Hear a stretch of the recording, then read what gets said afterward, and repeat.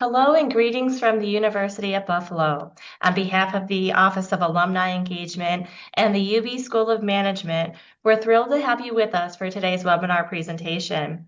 My name is Christy Fields and I serve as the Senior Director of Alumni Lifelong Engagement here at UB. And I'm joined by my wonderful colleague Joy Rona, who will be assisting with questions throughout today's session. We're both so grateful you've chosen to spend part of your day with us for this educational and learning opportunity. It's now my pleasure to introduce today's featured presenters, Todd and Kim Saxton. Tom is an associate professor of entrepreneurship and innovation at UB. Todd is faculty lead on life science entrepreneurship programs for education, research, and outreach. Prior to UB, Todd was an associate professor of strategy and entrepreneurship at the Indiana University Kelley School of Business and the Indiana Venture Faculty Fellow. His research focuses on factors affecting early-stage venture traction and success. Todd has consulted with a number of emergent and high-growth ventures on their launch and growth strategy, including several Inc. 500 companies. He is an active angel investor and has been a member of the founding team of several ventures as well. Todd is co-author of The Titanic Effect, Successfully Navigating the Uncertainties That Sink Most Startups. Kim is both a clinical professor of marketing and the faculty director of the Behavioral Research Lab at the UB School of Management. Kim believes marketers should make data-driven decisions to improve their effectiveness. She came by her interest in data-driven decisions naturally with a BS in marketing from MIT, reinforced by an MBA and PhD in marketing from Indiana University. Kim has more than 30 years experience helping companies make their data practical. Good marketers find a way to blend both art and science to be successful. She continues to hone her skills as a successful marketer by working with companies to test and refine their marketing communications through the use of neuromarketing tools. Kim has published broadly on new data analysis techniques, effective advertising, and the impact of different kinds of promotions. She is currently an associate editor at the Journal of Advertising Research, and she is an active angel investor, advises the First Capital Venture Studio, and co-wrote The Titanic Effect, Successfully Navigating the Uncertainties That Sink Most Startups. To help you spot these risks before they become roadblocks, today's session dives into the concept of hidden debts and where they tend to hide. If left unrecognized, hidden debts can constrain growth, limit opportunities, and even sink a company before it reaches its full potential. In today's session, Todd and Kim will explore the concept of hidden debts and how they arise in four key areas: human, marketing, technical, and strategic decision-making. You will learn to identify, assess, and navigate these hidden risks.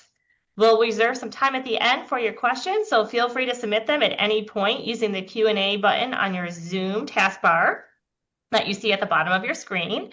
And then also just a note, today's session is being recorded and we'll send you all a link within the next 24 hours, and you can also find it on our website.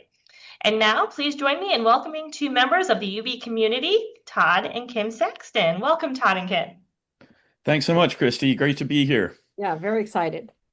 Hey, everybody, and welcome. Thanks for sharing your lunchtime with us.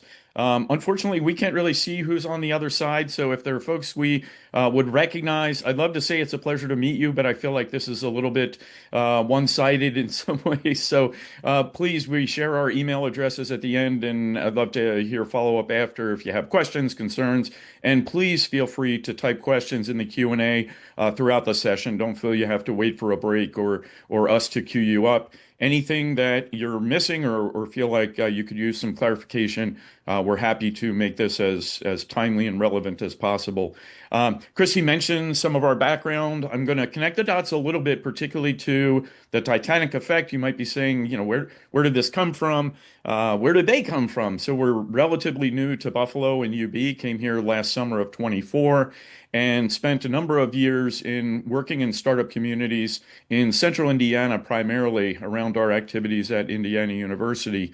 And over that time, both as teachers, professors to entrepreneurial students, but also working with alumni and folks in the venture community, we noticed these patterns of behaviors and mistakes that were really undermining the potential of these great entrepreneurs to move forward. And we began to kind of catalog those and started to give some presentations around it. We were giving a presentation at a big investor and innovator conference that Indianapolis does every year. And we're trying to come up with a clever name. And I was thinking through, it's kind of like what you can see as an entrepreneur is only the tip of the iceberg, that there's a lot below the surface. And when you think about icebergs, of course, at least many of us think about the Titanic. So I said, let's call it the Titanic effect. And I'm going to turn it over to you, Kim, to finish off the story because you did the hard work to bring this to life.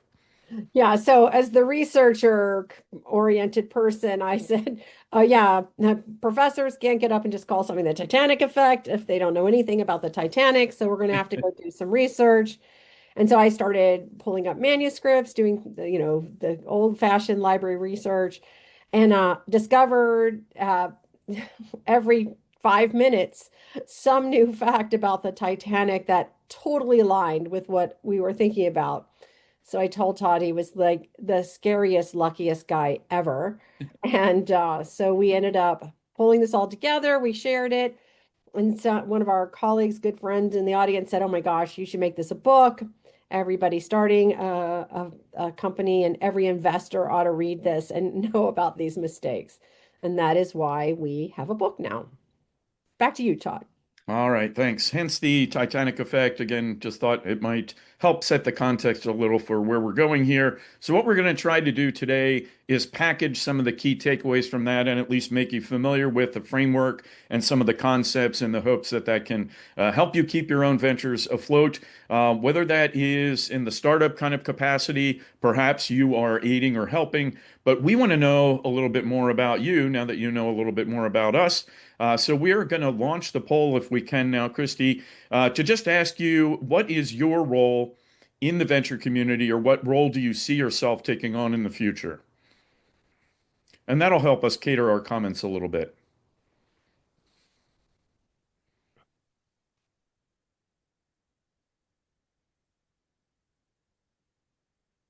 We got some Titanic enthusiasts out there. I hope we do not disappoint. Yeah.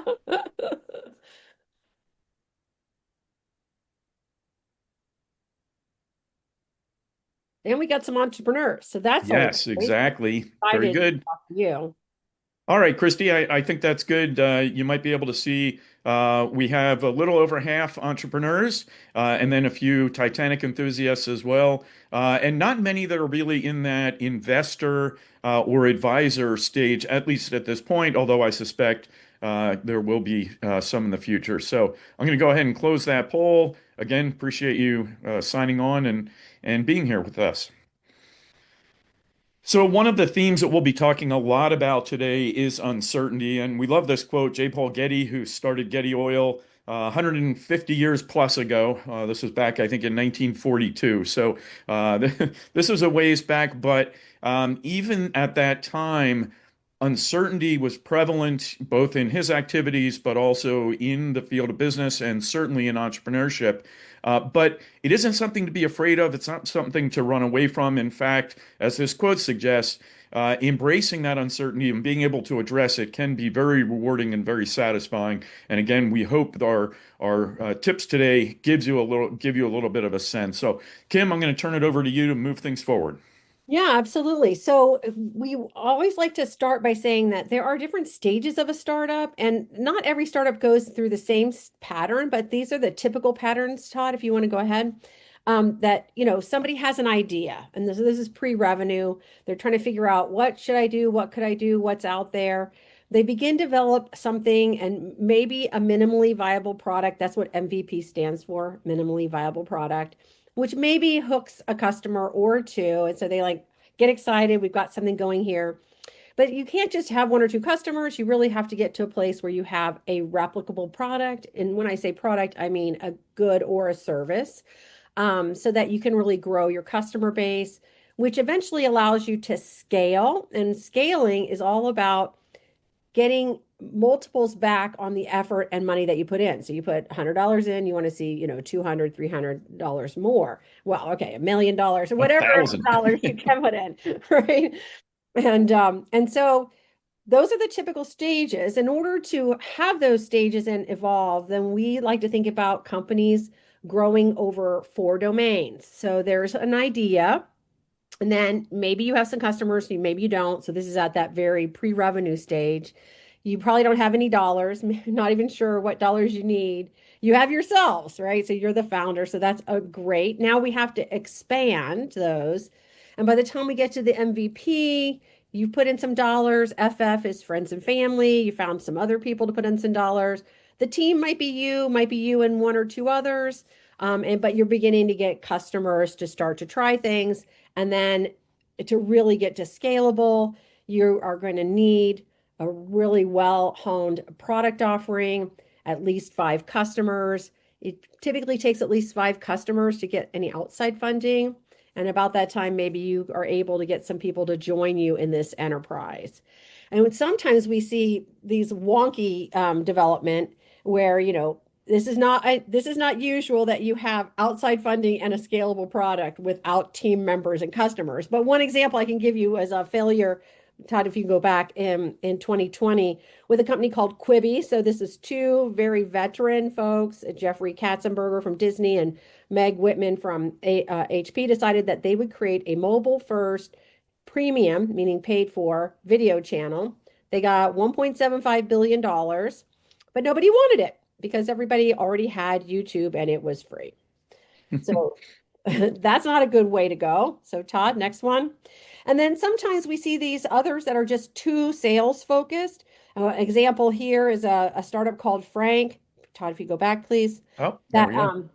that was started by Charlie Javis, which was to get a fintech startup to get people to do their FAFSAs online. They claimed they had 4.25 million users. So JP Morgan offered to buy them for $175 million. They took the money. She's in jail now because they had invented those customers. So any situation like that, one should ask more questions. And then maybe the most famous failure, Todd, the next slide, is Elizabeth Holmes and Theranos, which had a lot of money, a lot of people, a lot of customers, but no actual product. She too is in jail now. So we want to make sure that we're evolving these things in a simultaneous fashion. Next slide, Todd. So yes, we can keep you out of jail. Nope, can't promise that, but We can cross that. at least help. We have some clues for how to maybe try to avoid it.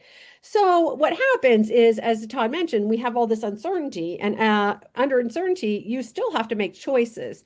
You make choices without fully understanding the consequences of those choices. And what that ends up being is that there's a debt that you don't even see, the constraint that that choice has made.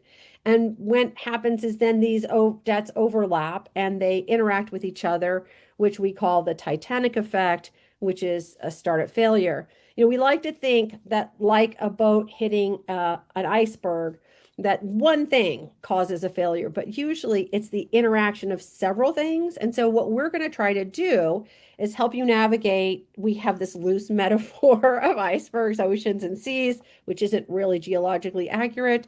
But we've divided this into 4 oceans: the marketing ocean, the human ocean, the marketing ocean, the technical ocean, and the strategy ocean.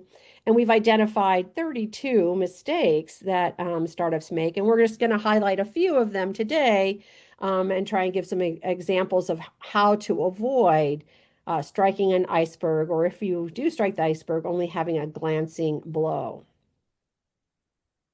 All right. So that'll move us into the human ocean as a place to start, Todd. Thank you. And I would suggest you kind of focus on your own company. Several or a number of entrepreneurs in the group. So think about whatever stage you're in, think about what challenges you're facing. And if you're comfortable sharing those in the Q&A, we'd be happy to comment as we move through this or at the end. Or again, please feel free to reach out after. But we do hope that there are some practical pieces here that you can think about and adopt that can help you. So I'm going to talk about the human ocean to kick things off. This is the captain, Edward Smith, kind of the equivalent of the founder with the Titanic, and 40 years at sea without a wreck. So, kind of a legendary historical individual to bring on board, literally and figuratively. Um, the challenge was somebody who has never had failure, never had a wreck, may not understand some of the nuances and some of the attributions of what happened with the Titanic. Suggests that maybe he ignored some of the warnings of icebergs because of maybe some overconfidence, some hubris about moving forward. From our investor perspective, Kim and I actually like to see entrepreneurs who have had some failure or had to overcome some adversity in the course of their startup because it does make you stronger, but it also shows that you can hit that iceberg, rebound, and still continue successfully.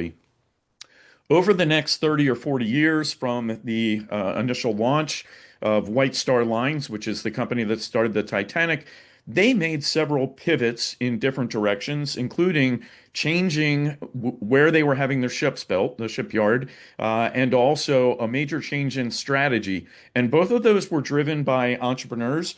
So that's Christian Schwab in the lower left corner, and actually the original JP Morgan in the upper right corner of the bank fame today. And both of those came on board as investors in critical times and forced changes essentially in the, excuse me, the strategy of the White Star Lines that affected the building and the goals of the Titanic. So those kind of elements are really important. I also want to mention the crew itself of the Titanic because it was so luxurious and because it had so many amenities. The far majority of the staff, over 90%, were really based around food service, amenities, those kinds of things. And less than 5% or less than 8% were able-bodied seamen, meaning they had training in terms of safety and how to do important things like, for example, load lifeboats. So, having the right crew, having the right investors, having the right leadership, all of those are things that we'll touch on. Kim mentioned Theranos. I think it's another great story, and she shared some of the pieces that were challenging, including not really having a product, not proving that you could do anything. But a couple of the other elements on the human side, not a single member of Theranos's leadership team or board of directors had any kind of experience in healthcare and the regulatory environment. So while what she and Theranos were trying to create was heavily regulated, they had none of that expertise. Yes, they had key powerful figures like Henry Kissinger on the board of directors, but that doesn't necessarily bring the expertise that you need to be able to move forward. So, thinking through then the seas in the human ocean, what are some of the major kind of categories? In the founding team C, having the right leadership on the bridge can avoid some of the issues that we talk about here with an inequitable equity, meaning equity is not divided in a fair way across. But then finding the right funders and supporters. So in the investor and advisor C, you want to recognize that it's not just about dollars, it's also about the expertise that they can bring and the expectations that you're setting on both sides. And then finally, as you start to hire full-time employees, move from co-founders who might be compensated through equity to people that where you're actually writing a check, understanding the importance of culture, building the right culture over time, and being able to anticipate what kind of crew you're going to need at different stages. When do you move from a co-founder being the primary salesperson to having actually somebody who's dedicated to sales and then somebody who can manage a sales team? Those are critical evolutions in that human ocean. We're going to give you a couple more funny examples, hopefully, but still point out some of the miscommunication that can occur when you are thoughtful and intentional about your communicating in the human ocean. So, biggest debtbergs were some of the biggest things that we see startups encounter in that pre-revenue phase. You know, three friends get together, decide they're going to start something, and from the beginning share revenue equally, 33 and a third across each of them. That can be a very challenging mistake. So vesting equity over time, making sure that you earn the equity as the company and individuals reach milestones, is a much more fair and equitable way to allocate. As you start to move forward to that minimally viable product, get advisors, get people who are connected and who understand your space and can help you move forward. And then finally, as you start to move toward that replicable product and start to scale, again, hiring wisely and hiring for future needs, not just reacting to what you need today. We also, in the book, talk about a measurement system. So, this is the iceberg index that gives you a sense of, in those different stages, the different categories and some of the things. We're not going to wade through this at all. Just want to draw your attention. Kim and I are both big believers in measuring and establishing a set of metrics that help you, your team, but also our supporters understand not just where you are today, but whether you're making progress and hitting the key milestones to move the venture forward. And I'm going to turn it over to Kim for the next two oceans. Yeah, so let's talk about the marketing ocean. So, one of the big things that we'll talk about is really identifying your target market segment, your beachhead, what you want to do. Well, the Titanic had a challenge. So, originally, the White Star Line was known for having fast boats that go across the Atlantic as quickly as possible, and we'll be winning awards for this. But one of the things that JP Morgan wanted to do was to switch this up and build the largest ship as well as the most luxurious ship that could go across the ocean. So if you're going to build a very large and luxurious ship, first of all, you have a lot of room for passengers. Secondly, you need to have different categories of passengers. So actually, the Titanic had three different segments of passengers. The first were the first class passengers, and they were paying the equivalent of $100,000 for this trip across the ocean. Now, who's going to pay $100,000 in 1912 to go across the ocean? Well, it turns out it's Americans coming back from Europe, who would have the kind of funds to do that. Do remember that the boat starts over in Europe, though. So you have a real challenge here is how do you get Americans in Europe onto a boat when, it's 1912 and we don't have things like the internet, right? And so then they next had second class, and this is about $1,300. And the folks who would want this passage were Europeans, very traditional landed gentry, working professionals that had a business reason or a family reason to get across the ocean to the US. And of the capacity that they had, they only sold out 40% of first and second class. So the bulk of the passengers, actually 50% of passengers, ended up being third class passengers. And these folks were Eastern Europeans who paid about $350 to get it to America so that they could find a new life and establish their families and a completely different. So you can see that the needs of that luxury group paying $100,000 are going to be very different from that third class paying only $350. Next slide, please. Now we have another company that was interesting to watch, Bella Beat. This company is still around, but then they came into being with the idea of helping American women monitor their health and wellness. Well, this is a very big market, like 86 million people. And so they decided to narrow in to a beachhead of just helping pregnant women hear their baby's heartbeats, which is kind of cool because this is like 4 million people. So that's a better size. But at that price point, it turns out they were only able to sell 35,000 units. And so they've ended up having to expand back, and they now have this jewelry-like fitness tracker. Again, a very hard to follow marketing target and something they're having trouble getting product market fit. So next slide. In the marketing ocean, we have 3 C's that we talk about. The first is the segmentation C. And as I said, it's really important to find a segment that you can really connect with and meet their needs. And we call that picking the right passengers. The second C is what we call positioning, which is really thinking about how you talk to people. So if you think about the Titanic, so you have the largest, most luxurious ship. And so what is the biggest fear that people will have? Well, they have a fear that it would sink. So all of their messaging was not really about the luxury, but about its unsinkability so that they could assuage people's fears. In positioning, you really have to understand what makes you different and be very focused on telling people what makes you different so that they can make sure that they're on the right ship. And the third C in the marketing ocean is what we call the tactical C. And this is about making sure the other four P's come together. You've got the right price, you're promoting it, you are distributing it the right way. And so essentially, it's making sure that your customers can find you and actually pay for the passage. Next slide. And so we have some fun modern versions of these confusing kinds of messaging. Yes, we're open. Oh, yeah, but we're closed. It's hard to know which one. So make sure you get the tactical aspects finely honed.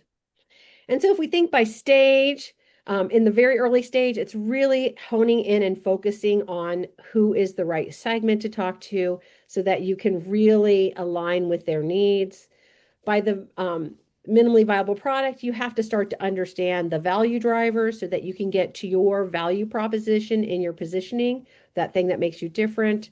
And then as you are moving across the other stages, it's being consistent. I see too many startups that, 1 month they're best known for one thing, and another 6 months later it's something different. Our kind of worst case example was this company that was creating an algae-based additives for fuel to improve fuel efficiency. And then like 6 months later, it turned out it was a food additive. And so we were really struggling. How do we think about them? What is this to do? And then to really scale, you have to find people who have your customers in hand. That's your channel partners, and leverage their connections to make selling easier. All right. And of course, you have an opportunity to measure as you go.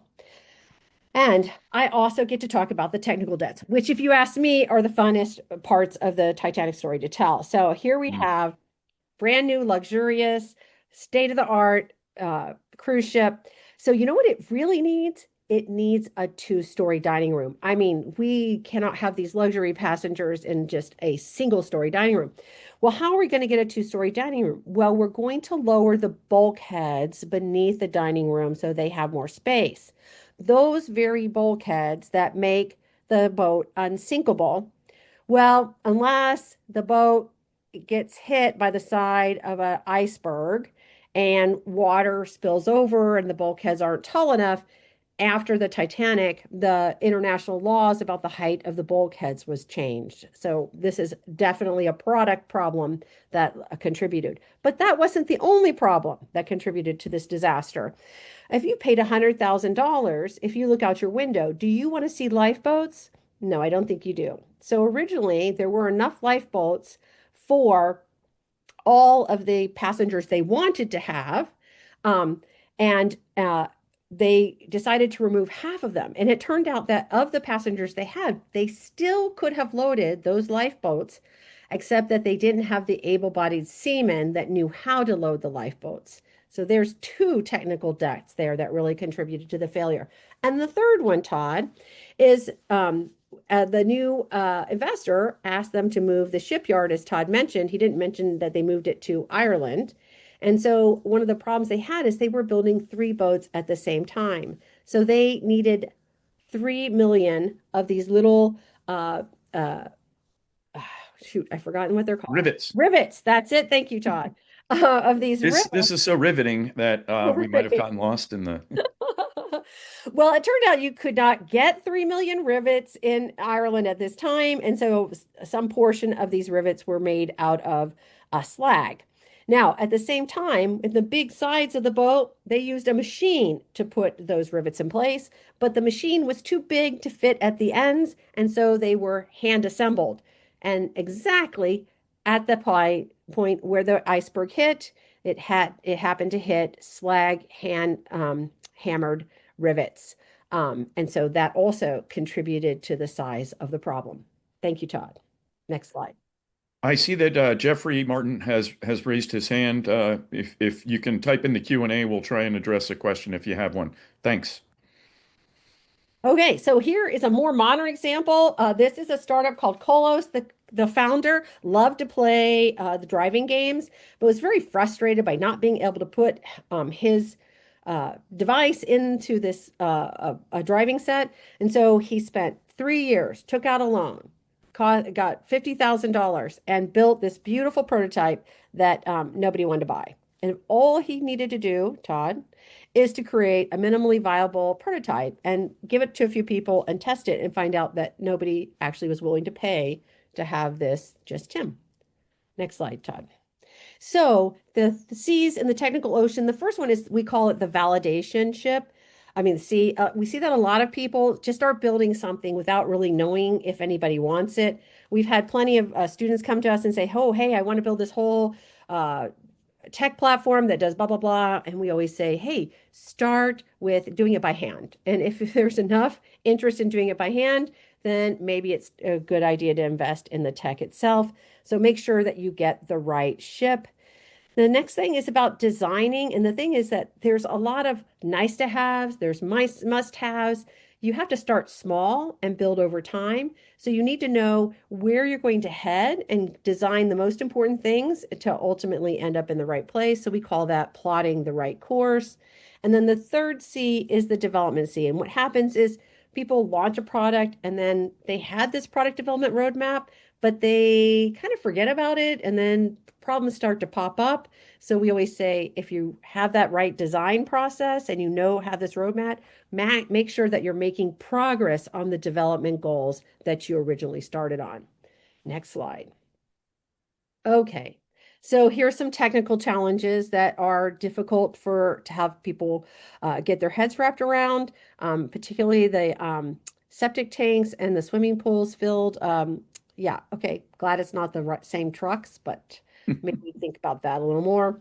All right, so how do we navigate these debtbergs by stage of the venture? We have to start out in the early stages by really spending time validating what customers' needs are. One of the classic things we see is people go out and say, hey, I have this cool idea. What do you think about it? Everyone goes, oh, yeah, that's such a great idea. You should definitely do that. Our suggestion is always, well, get them to say that they'll buy it. Make them have a commitment that they'll actually pay for it because you can offer things, but if people aren't actually willing to pay for them, then their input isn't really all that valuable. As you're starting to develop your MVP, the thing is you can never do everything from the beginning. What you have to do is you have to start with the end in mind and peel it back to what is the most important part and make sure you get that right so that you can evolve over the future. If not, what happens is the foundation is not strong enough and you have to scrap it and rebuild, and you want to try to avoid rebuild. And the replicable part, that's when you have to start trying to break the product.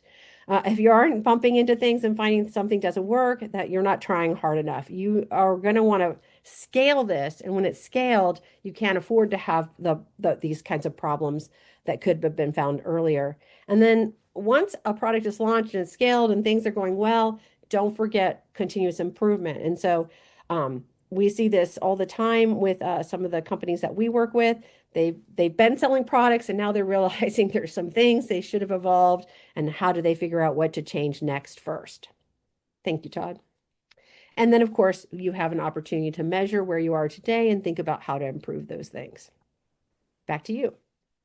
All right, so going to talk now about the strategy piece of things. And as we've been flowing throughout, start with some relevant debts and strategy debts that the White Star Line and the Titanic face. So, as I mentioned, the White Star Line, which was really started in the 1840s, as I recall, and one of their major thrusts was around the gold rush in Australia. So there was a gold rush in Australia, as there was here. It was a little bit later. And one of their first efforts was the Taylor that's up in the left corner there. And there was this kind of dangerous combination of new technologies that weren't necessarily proven or well tested that White Star Lines deployed on its ships. So the Taylor was equipped with this new compass system that unfortunately didn't work next to an iron hull. And they, rather than making it successfully in its maiden voyage to Australia, wrecked off the coast of Ireland because of bad navigation. The Atlantic similarly had similar challenges, was in its maiden voyage, but again, that combination of new technologies and a crew that was not trained in how to use those. So we're seeing this pattern, unfortunately, of integrating new technologies that are potentially challenging, and that overlaps with the technical ocean, as Kim talked about. but also the strategy piece. So, Kim mentioned this earlier, the kind of focus on and strategy around speed through White Star Line's history. And they won the award that I just put up on the screen there in the upper right, called the Blue Ribbon Award, which was for the fastest sailing across the Atlantic. This was part of their DNA, part of their culture. They had really built their strategy around fast ships. Well, it's when J.P. Morgan came in the early 20th century then and suggested that they move toward, or really insisted they move toward more of a luxury and large kind of size boat or a large platform.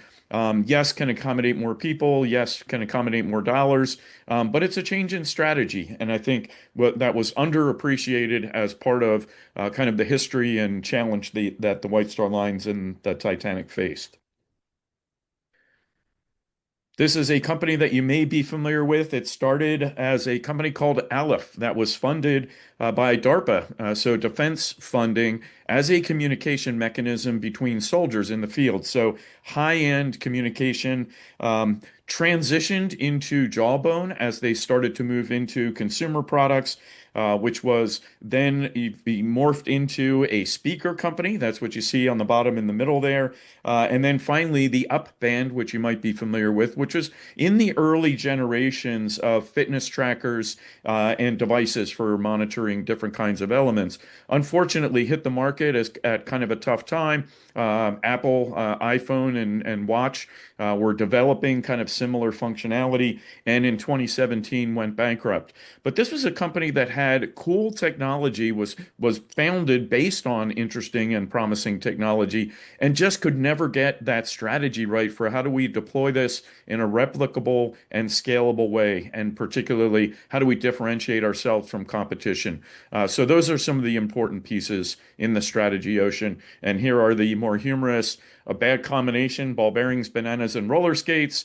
But also more seriously, the succession plan can be so important, not necessarily in the earliest stages for a startup, but as the company starts to mature, the succession plan for bringing in leadership that can help the company scale. But we also have a whole generation of family-run businesses where owners are ready to retire and don't necessarily have that next generation and succession plan set up. So the equivalent of that in the startup world is to be thoughtful about the members of the management team, but also what is that plan for transition if the one of the key founders is going to be moving on.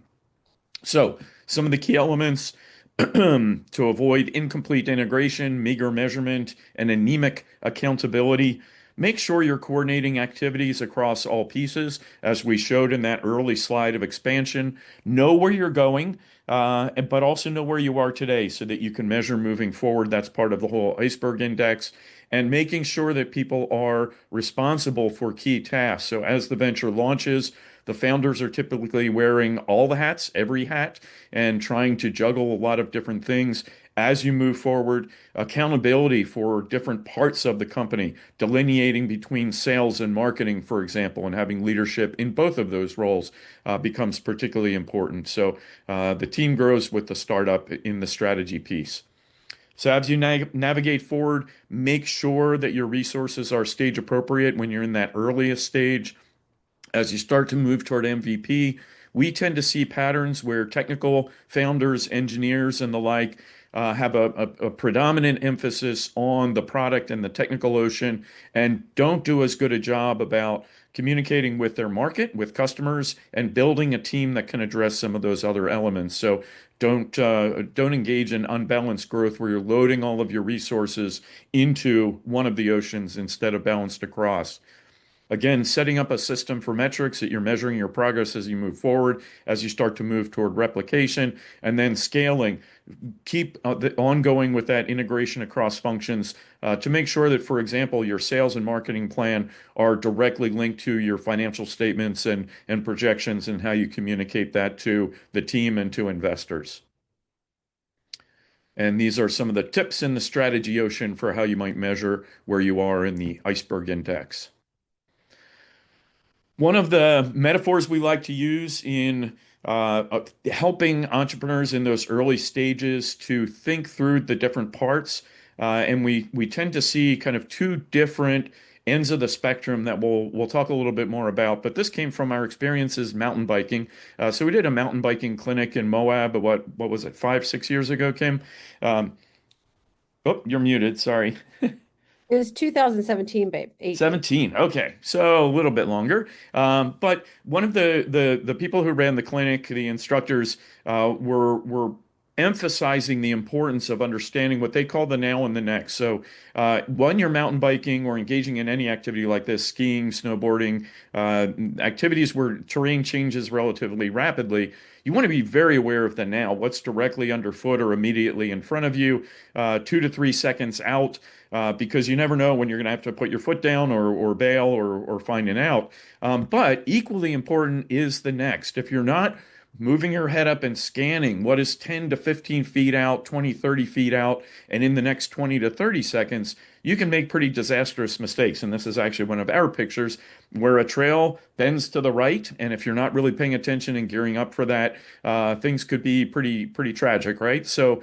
that balance between the now and the next is a very important part of the entrepreneurial journey. But also the piece that we add for startups is the navigation piece. So in the biking world, you want to know if you're going to be going for a 2 to 3 hour mountain bike in 100-degree heat, even if it is a dry heat, so that you can stay appropriately fueled and have enough liquids so that you're hydrated for the journey. So you want to have a sense of what does the whole trip look like and be able to circle back to that to make sure that you're making progress. So in the startup journey, in those earliest stages, the far majority of time is typically spent on that navigation piece and thinking about the future vision and potential of the startup and thinking a lot about that and how that affects back to decisions that you're making on a daily basis.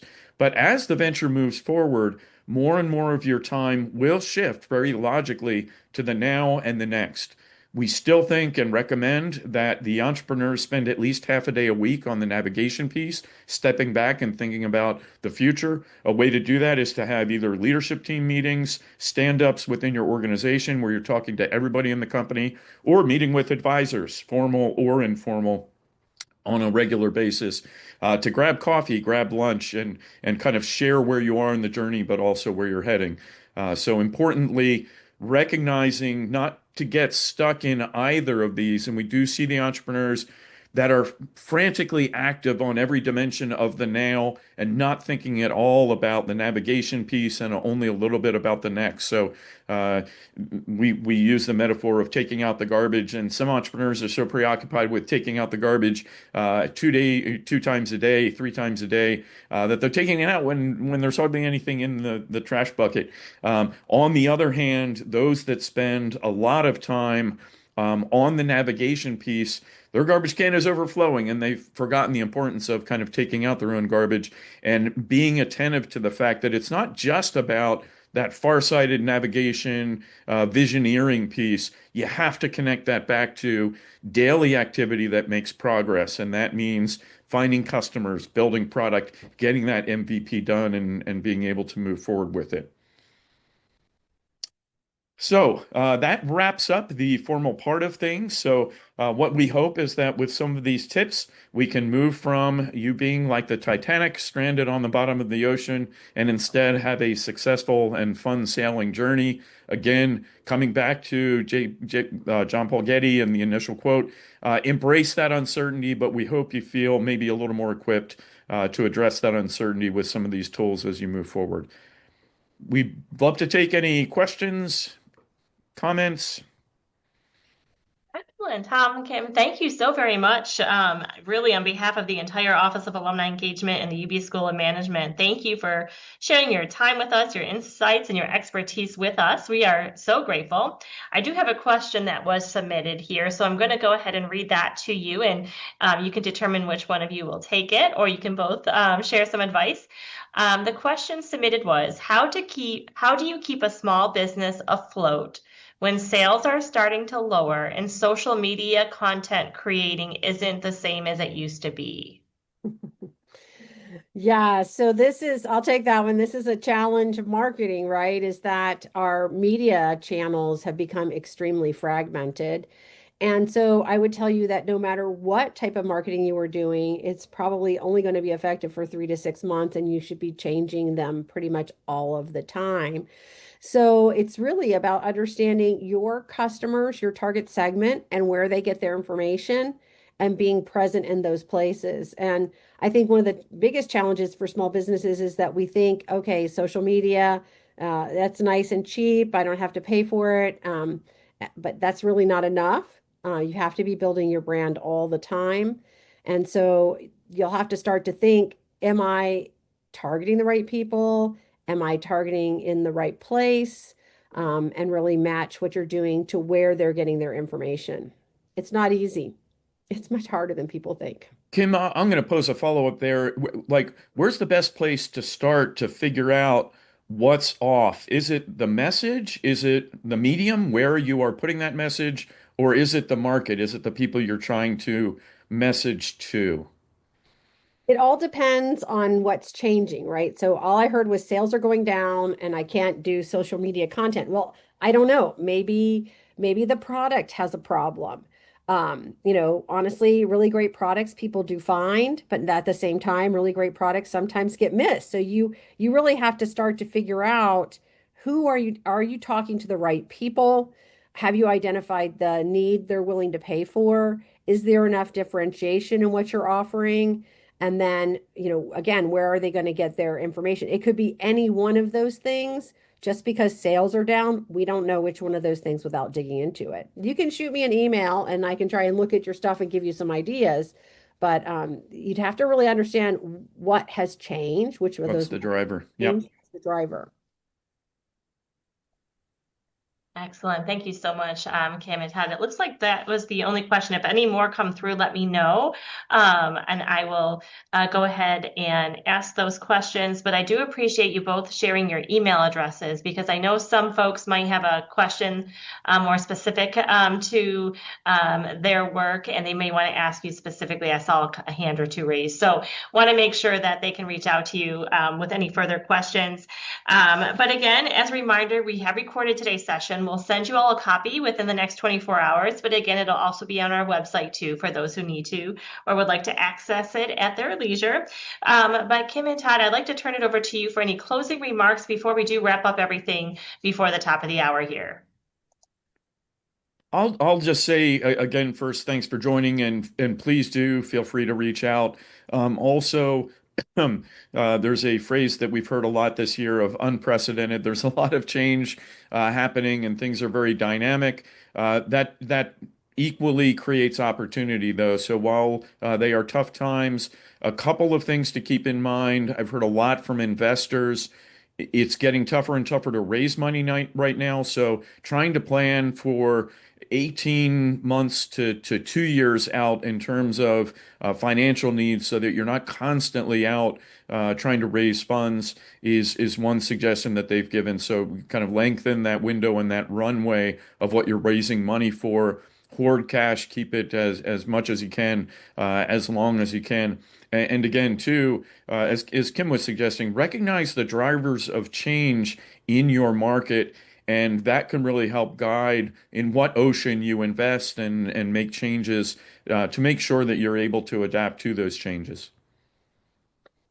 Yeah, thanks. And I'll just say, the Titanic is really a fun metaphor for startups today. You might think, what does something that happened 100 years, how is that relevant to us?